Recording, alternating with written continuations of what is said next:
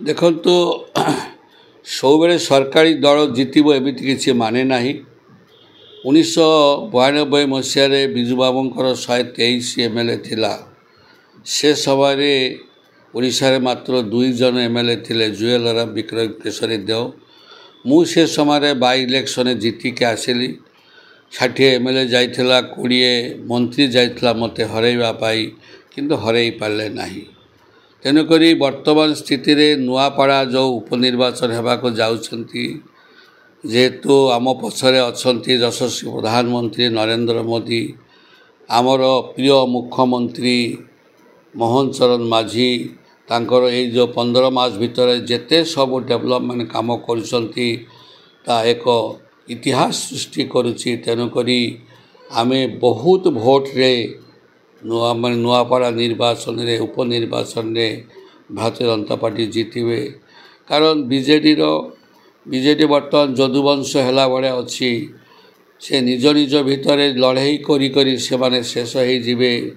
आगामी दिन रे तांकर सत्ता रहिबो नाही शंख खंड विखंड हो जीव कारण एमाने निज भितर लड़ाई लागिबारे व्यस्त आसंती एवं तांकर जो रथी थिले जो श्रीकृष्ण भाया से माने से वर्त असुस्थ अवस्था रोचंती से समस्त एकाठी कर रखिपारे ना एवं ओडिशावासी निश्चित भाव में उपनिर्वाचन रे नुआपड़ावासी विपुल भोट दे आमको जितेबे यह मोर 100% भरोसा।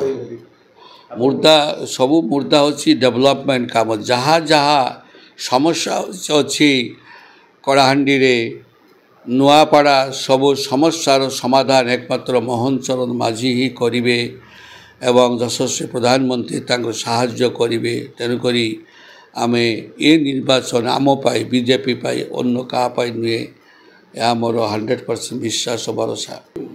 ये जो 3 जन कथा कहते ता भितर एक नंबर होचंती मोहन चरण माझी तांको देहरे आज पर्यंत कलंक लगी नहीं। आपण पांड्यान कथा को पांड्यान को तो गत निर्वाचन रे ओडिशावासी तांको बॉयकट करी देइसंती तांको पूरा बात दे देइसंती। भक्तचरण माझी उपरे कांग्रेस रो भरोसा नहीं कारण भक्तचरण माझी से आगामी दिन में निजे छिड़ा हेले निजे जीति पारिबे कि नहीं से सन्देह। तेणुक एकमात्र लोक मानकर ओडिशावासीकर साहा भरोसा होचंती यशस्वी मुख्यमंत्री मोहन चरण माझी कारण जानिचंती मोहन चरण माझी पछरे विराट शक्ति अच्छी जे शक्ति अच्छी यशस्वी प्रधानमंत्री नरेंद्र मोदी।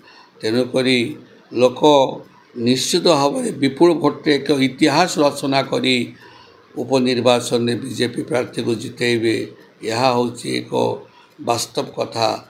अन्य मानकर जितबार कौन आशा ही ना जीति भी पारिबे।